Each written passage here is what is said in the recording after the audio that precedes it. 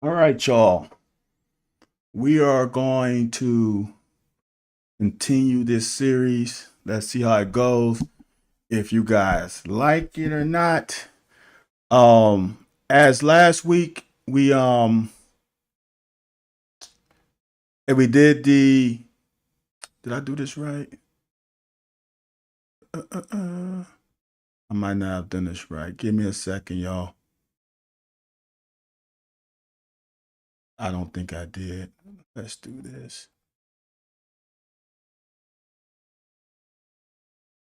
One second. Let's see if this works. Boy, I'm showing my age. I don't know if it's gonna work. It looks like it is. Think I'm gonna get all the options. All the streaming options gonna work. It looks like it is. Think I'm gonna get all the options. All the streaming options gonna work. It looks like it is. Think I'm gonna get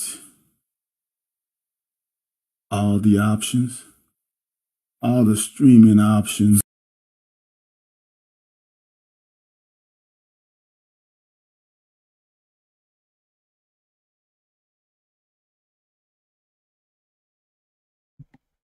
Okay, I think I'm back.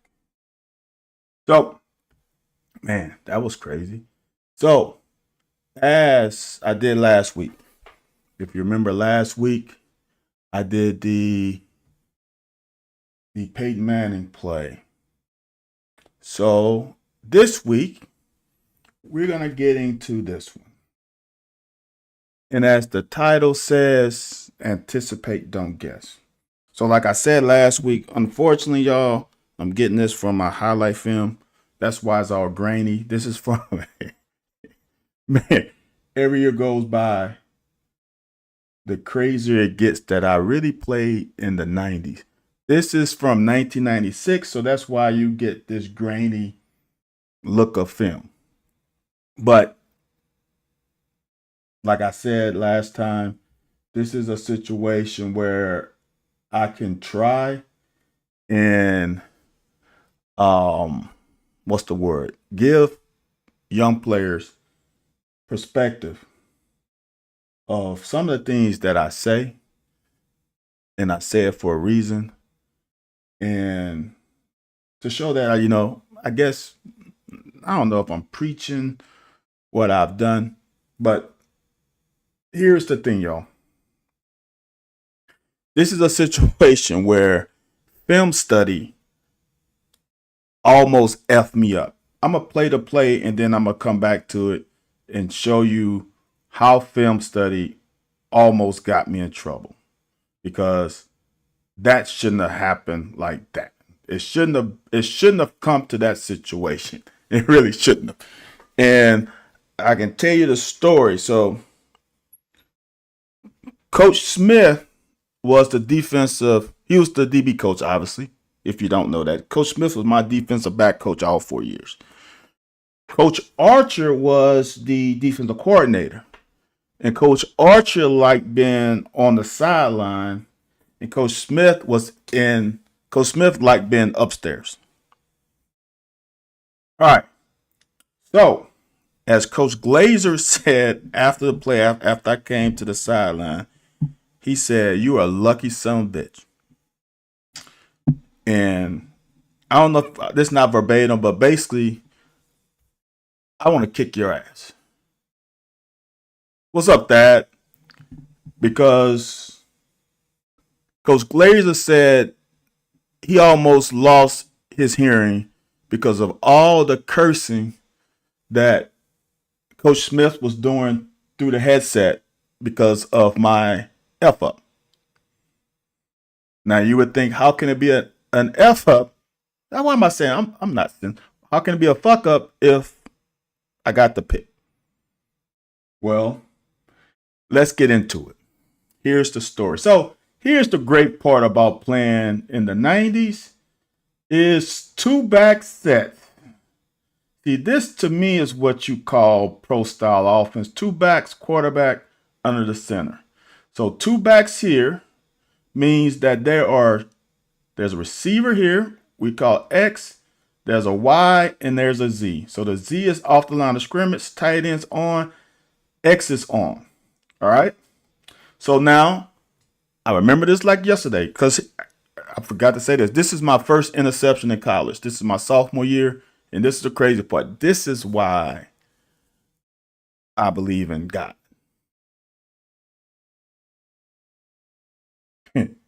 And I have faith in him.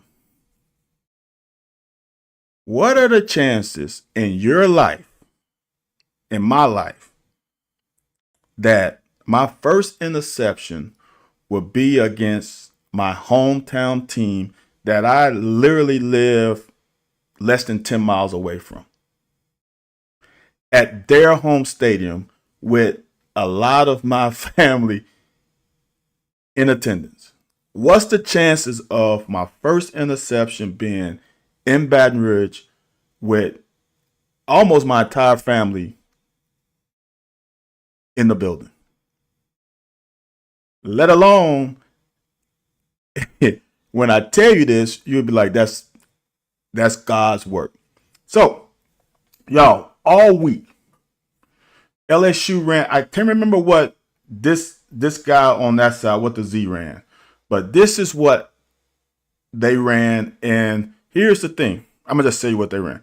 They run this over route by this tight end and run the corner off with the X.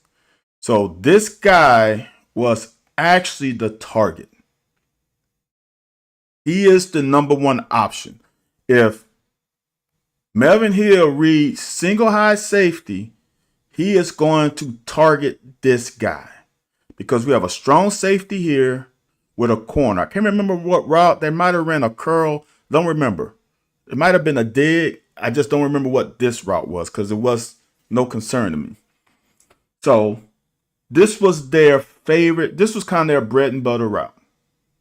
So y'all, all during practice, scout team. Now, obviously, our scout team receivers not as good as these two guys.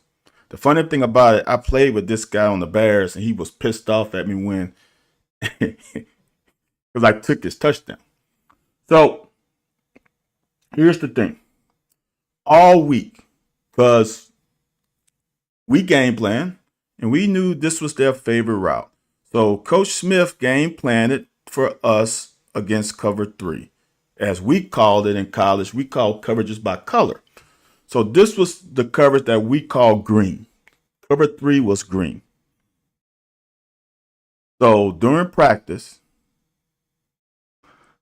I am up here, obviously. I would try to get a bead on this and see what I could do as a corner to entice that throw and pick it. Because that's the throw I wanted to pick. Because I knew it was coming. You get what I'm saying? So when I felt him climb and I saw, because you can see the film, right? Watch what the tight end does. He's immediate. It's an immediate read for me that he's going over there. I think this is LaFleur. It's an immediate read, y'all, that's the route concept. Now, honestly, Mighty Mouse does a great job of playing run and getting back, but fuck Mighty Mouse. I know the play. And I'm back here. Obviously, you can't see me. A lot of fans will be pissed off because I'm probably about 9 yards off. So, and like I said, I remember this like yesterday. So I'm reading. Normally, I would read this lineman right here to read run or pass. Because if he comes off the ball, I know it's run. And back in the day, us corners, we were part of the run game. So I would normally read him. But on this play, I read all the way across because I wanted to see what he was going to do just in case. Because it's anticipation. All right. You can see lineman stand up, it's pass. And you see the tight end crossing the face of the middle linebacker. I'm like, right now, y'all, I'm like, I got a pick 6. I can feel it in my bones. I got to pick 6 because I know the route. I've studied enough. I know the tendencies. I know the formation. I know it's I back strong. I back strong. I'm like, I can't control myself because I know, and this is my sophomore year, I know without a shadow of a doubt, I'm going to score a touchdown at home in Tiger Stadium. So now if you run the play, you see Melvin Hill right there. He's like, oh, because he should be throwing it. See where the tight end is? He should be throwing it right now. That's his normal throw. Put that right foot down, throw it now. All right? So what happened is, let me go back. See if I can get it back. So right when he snapped his head around, he looked at me. He's like, oh, my number 1 receiver is wide open. That's why he took an extra bounce, then a crow hop. So this extra bounce, boom, crow hop. Now this is when the story gets interesting.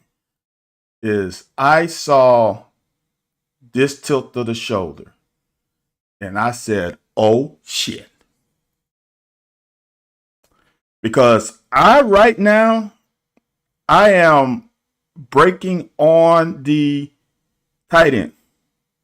And not full speed, because I don't want him not to throw it, but I'm breaking, I have stopped. I am anticipating the break on the tight end until I saw that. And now I am, oh shit. Now the only thing that saved me is because the guy who's running the go route was fast and watch the length of the throw. That's 35-yard line. So that's 50 to the 50, and I caught it on the 5. All right? I caught it on the 5. There's a 60-yard throw. And the only thing that saved me, y'all, see the tight end here? I don't know if you can see. It's kind of blurry. See the tight end there? He was far enough down the field. See that? He's almost on the opposite 45. So that meant I was about on the 40. Then when I saw the shoulders tilt, I started running. And a 60-yard throw, y'all. 60-yard throw. Y'all who have been with me long enough know that. Let me see if I can type this better. That we should be able to break 1/3 of the length of the throw. Whatever. I can't draw it right now. For some reason my mouse is 1/3 the length of the throw. So it's a 60-yard throw. So I need to be able to break 20. But now with the trajectory of the ball, it gave me a little bit more. So I probably broke 35 yards. So when you watch this film at the end, right there, you wonder why 2 DBs are under the receiver. Because we're both beat. We're both toast.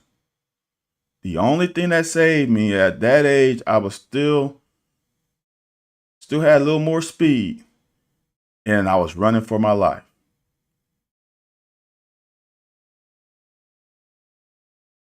This is Melvin Johnson, and this is yours truly. And we are both beat. Because Melvin should have been over the top 2. But won't he do it? Y'all, won't he do it? That ain't nothing but God, y'all. That ain't nothing but God. Probably, that's definitely top 5 moments of my football career. Because it could have ended badly.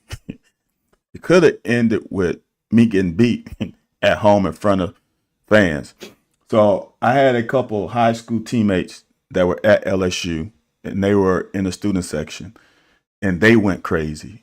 And they said the students looking at them like they were crazy. Like, why the hell are you cheering for the other team get an interception? That's how special this moment was for me and a lot of other people. So, y'all let me know by, I guess y'all watching, liking, commenting, whatever. If y'all like to continue, because I've got a shit ton of plays. So, if y'all like it, give me positive feedback. If y'all don't, boo me to death. I can take criticism. That's one thing I can do is take criticism. So, I appreciate all y'all watching. And if it goes well, I guess I'll see y'all next week with another breakdown of the 1900 plays of yours truly. Okay, y'all have a good one. See y'all next week.